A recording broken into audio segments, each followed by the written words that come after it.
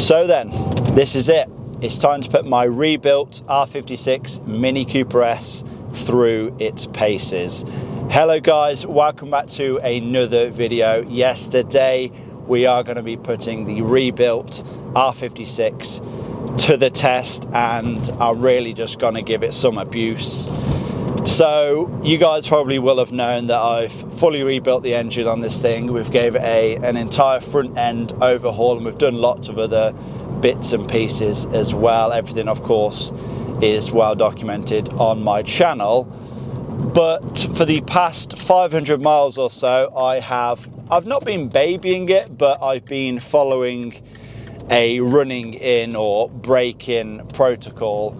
And essentially that just meant that I was not labouring the engine, so I wasn't really going below 2000 RPM too much, of course, from the times when it was idling for a short period.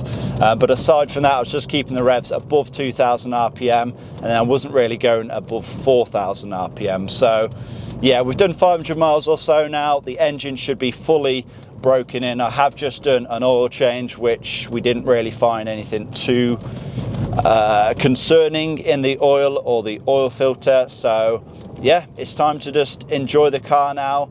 I'm not going to be afraid today to just go all the way to Redline and see what this thing is all about. So we're just going to let the engine get up to temperature a little bit, and then we will give this thing some abuse. Now, two things: I'm going to turn the automatic stop start off, and I'm also going to put it in sport mode. Typically you wouldn't notice that sport mode makes a huge difference. On this car it definitely does though. Throttle response is so much better, and it just seems to get up and go a whole lot quicker. Like, driving this car around without sport mode, it just feels so sluggish. So yeah, sport mode is definitely a must. Of course, we have a manual gearbox, so no difference with gear shifts or anything like that. But yeah, enough rambling anyway. Let's get some temperature in this engine and let's see what it can do.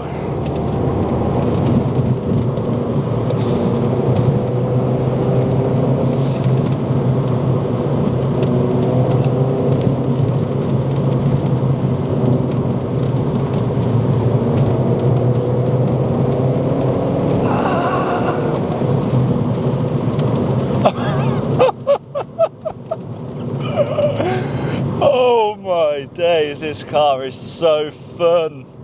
Wow. I mean, I wasn't even going like that fast then. I'm obviously going the speed limit, but oh damn, just a little tiny S section. Oh, that was so fun. I need to get rid of this traffic and do that again.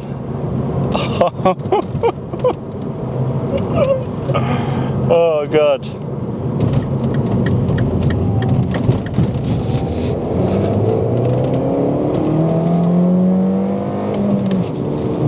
Jesus, this has some power, I tell you that. All the way to 6000 RPM then. It may go to 6.5. I don't know, maybe I shifted too early then. That pulled strong though, and now I'm stuck behind what only can be described as a tractor. See, this car is best suited to country roads, but often in the UK, country roads means tractors, or cyclists for that matter. Certainly not the most comfortable of cars though, I would say this. Very, very fun, very quick, very capable, but not that comfortable, which I guess you have to have a compromise somewhere, don't you? It's really quite harsh over speed bumps. I have increased the profile of the tyre slightly, I believe by 5 on the front and the rear, but yeah, it's not doing a whole lot if I'm honest. I don't imagine it'd be very fun going on a long journey in this car.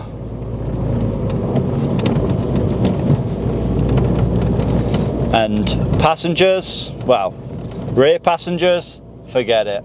I am 6'4", and Yeah, there's not leg room behind me. You could maybe, you know, slot a ruler down there, but you're not getting a fully grown adult, no chance. I should say a fully grown adult that has all of their limbs. They're not fitting back there. Why do tractors do this? Why not just pull over and let me and the car behind overtake?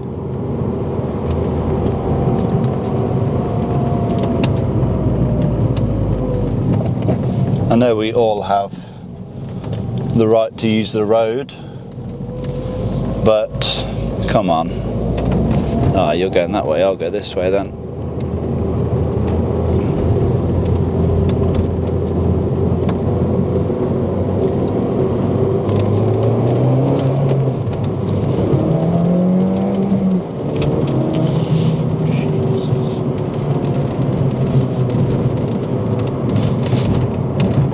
For a standard car, I'll tell you what, this is quick. Like, I'm not even exaggerating, this is quick. I can't see us being down on power, that's for sure. Which is obviously one of the concerns when doing a rebuild. If you're down on compression, you can be down on power, but I don't think we are.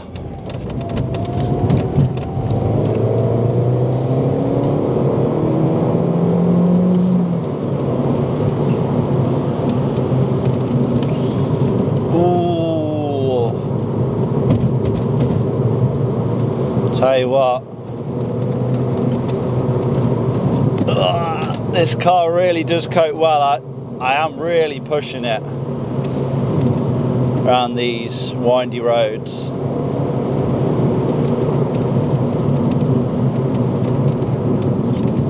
It's not letting up. Probably could do with some better brakes. I don't know what we have on here. It's just what previous owner fit, but yeah, the rest of the car seems to hold up quite well. Tyres, of course, decent tyres. Michelin Pilot Sport 4s, pretty much the choice for all my cars. But yeah, brakes, they could definitely do with some attention.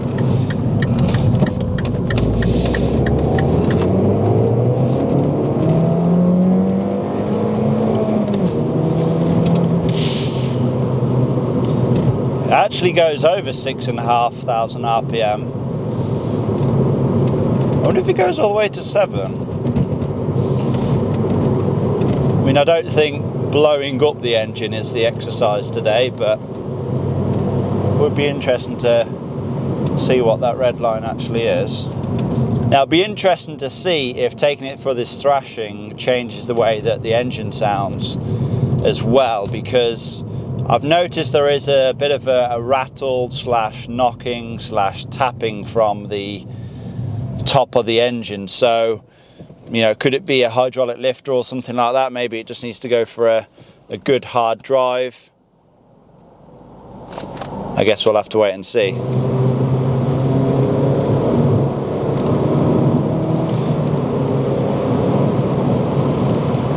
I honestly don't think you need any more power in this car.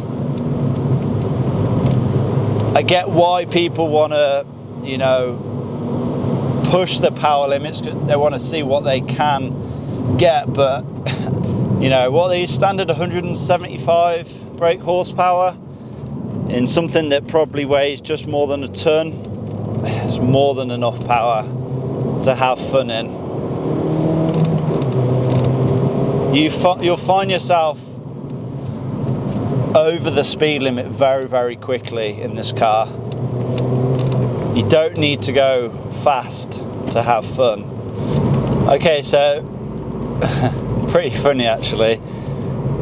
Even after thrashing this to death, well, hopefully not to death, but thrashing this thing, you know, really just revving it out, trying to keep the revs as high as possible, we're still averaging 26 mpg. Now that doesn't sound like a lot, but bear in mind, like, I am driving around trying to keep the revs at like 4,000 to 6,000 RPM. That's still like very, very decent, isn't it? I mean, you know, this thing driving sensibly around town, you'll see 40 mpg. On the motorway, up to 50 mpg. Yeah, great car. Great engine, I suppose, when well maintained. Not the best design. You know, a lot of flaws in the engine for sure. But if you can rebuild one and, you know, essentially correct all those flaws, then, you know, you should be good.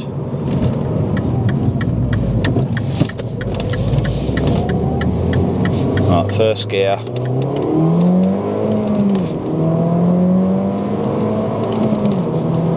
I think red line is around 6,750, I want to say, because it did definitely hit a limiter there. So now you know. To be honest, I don't think it would, you know, be an advantage to have the red line any higher than that. You know, it's a turbocharged engine after all, so peak power you're probably going to be somewhere between, I don't know, I'd say around 5,000 RPM anyway, so there's no point really revving it out. But you know, we've done it now, we know what it feels like, and we now know what the red line is. Okay, so I think I've had enough fun for one afternoon. Let's head back home and let's wrap this video up.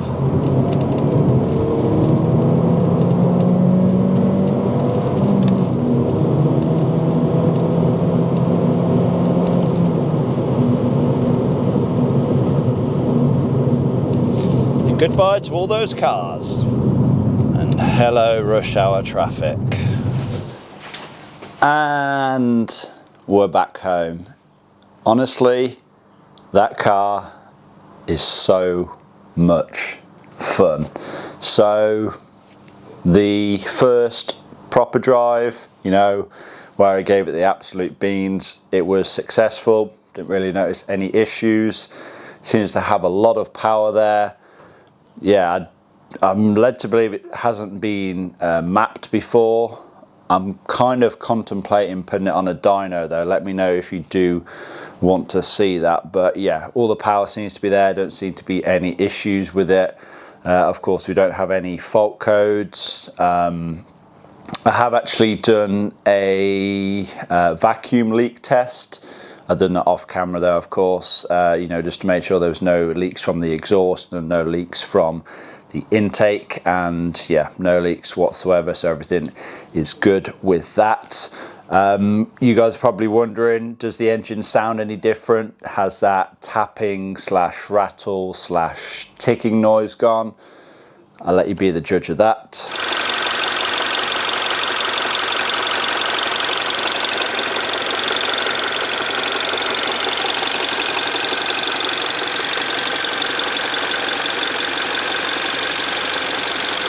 So as you can hear, it's pretty much the exact same. So please let me know, is this normal? Is this how these engines sound? I know they're definitely not renowned for being one of the quietest of engines, but you know, is this knocking slash tapping slash ticking noise completely normal? Or do I have a much bigger issue on our hands? But yeah, I really don't think it's anything serious. I think if it was, then it would have, you know, something would have occurred pretty much straight away, you know, on initial startup. It's obviously nothing to do with the timing chain or anything like that. It's had everything brand new, so I can't see it being an issue with that. But yeah, anyway, I am going to wrap this video up. Hopefully you all have enjoyed it. I definitely have enjoyed that first proper drive. Please give this video a like, leave a comment down below, subscribe if you have not already done so, and I will see you all in that next one.